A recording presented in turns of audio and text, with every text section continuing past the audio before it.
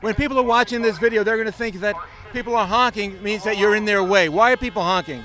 They're honking to show nothing but support because we are brave enough, right there we go.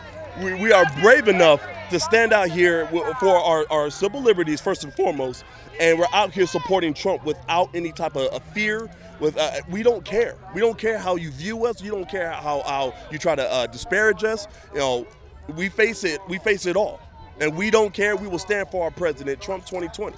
So where does all this support come from? When you watch the polls, they say the Pew polls, the Rasmussen polls, they show that Biden's way ahead. Where does all this support come from? You know what? Honestly, it's a silent majority. It's a silent majority. A lot of people are vilified just because because you support Trump. You're vilified if you out and you're out and out Trump supporter. If you vocalize it, so if you express it exactly. So as get us one-on-one, we will tell you the truth. You know, a lot of people are living in fear, but when it comes to us, no, we're bold. We're bold for our president. This is Santa Monica Boulevard. Ordinarily, as the street reaches through West Hollywood, people are encouraging others to come out as who they are. But here in LA, there's a lot of, especially in West LA, but in the city in general, with Mayor Garcetti and this. What do you think of the paranoia created around this COVID lockdown? You know, it's really ridiculous. A lot of people are falling for the media trap, the media narrative that COVID's going to kill us all. You know, there's a lot of people that I know personally that will not go outside for fear of getting COVID. They will not live their lives for fear of getting COVID. It's ridiculous, and it's all due to the media. The media lies and manipulations and deceits are just ever present, and we can see it on a consistent basis. And so many people that don't educate their mind, do independent research, are negatively affected by it. So it takes people like us to be able to tell the truth about what the numbers are, the data, the stats, and the facts that the media is conveniently leaving out. Now, BLM marches through these streets in Beverly Hills on a regular basis.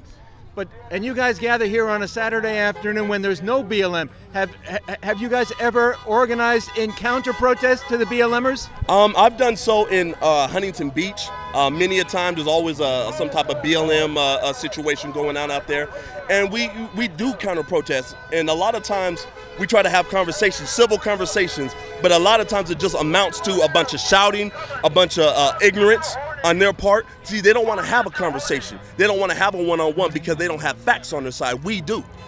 So it's an unfortunate situation that BLM is out there spreading their lies and propaganda, but we're out there countering it. What does it say when BLM comes around? It's 25% black and 75% non-black. What's behind that movement? Is it purely about George Floyd? Not at all. First of all, BLM is a Marxist movement. It's about a lot of things that are anti-American values, right? So you're going to have a lot of people hijacking the movement. It wasn't a good movement to start off with because what they're protesting is police violence.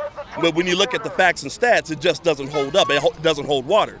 So it's unfortunate situation where you got a lot of people hijacking the movement, and Antifa jumping in the mix as well. And now BLM is just it's very violent. It's rife with hate, and that's what we can expect when it comes to the left. Allegations are that Trump supporters are racist. Have you experienced racism among Trump supporters? Not at all. Not at all. As a matter of fact, when I used to be a Democrat, I saw racism, nothing but racism on the left. But when I came to the right, I got nothing but love. And it's a weird kind of message that they're putting out that, you know, we're white. I'm a white supremacist. Oh, really? Yeah. Apparently, I'm a Nazi. Apparently, you know. So it doesn't hold water at the end of the day. They know it. But it's a narrative that they will not let go of. And the notion that President Trump himself is racist or encouraging other racists. What do you think about that? Again, it's the media narrative. They know that the Democrat Party depends heavily on the black vote. They depend heavily, and they know that black people we react as a knee-jerk response to the word racist. So you called President Trump racist. unfortunately, a lot of black people don't do their research, so they just fall for the media narrative, and it keeps them locked with the Democrat Party. So it's unfortunate because President Trump is not a racist man. He has done so much for black people. A racist wouldn't do anything for a black person. Has he done as much as Obama? He's done more than Obama. Obama, you know, we all thought that Obama was going to be the great hope, you know, hope and change. He didn't do anything and it's funny because I talk to a lot of black people, and they're very disappointed in Obama. Of course, they won't say that to to their peers because they'll be vilified, you know. But we understand that Obama hasn't done anything for the black community. He's done plenty for the LGBT community, but he hasn't done anything for the black community. If Biden wanted to do things for the black community, why didn't he do it when he was vice president for 8 years? You know, it's funny. When it comes to Biden, apparently, as we all know, I'm not black, according to Joe Biden. Because if we have a problem trying to figure out if for him or Trump, then we ain't black. You ain't black, is what he said. So that's it. That's all Joe Biden's been doing. He's been using the black race. He's been using the black vote to bolster the Democrat Party. And, you know, a lot of us are waking up, but there's a lot of people that are still asleep, and we're trying to wake them up slowly but surely. Hopefully we get it before 2020. What do you think? What would you say? Hey, don't interrupt. What would you say to white people who are feeling guilted? Who are feeling guilted about supporting President Trump? I'm so sick of the white guilt. I'm so sick of the virtue signaling white guilt. You know, at the end of the day, you support who's actually a better candidate for president for our country, who's going to take care of our country like none other. President Trump has already proven that time and time again. But they have this again. It's the white guilt. Virtue signaling, trying to appear woke. Everyone's trying to appear woke when instead of you just need to be yourself and tell the truth. We need more truth.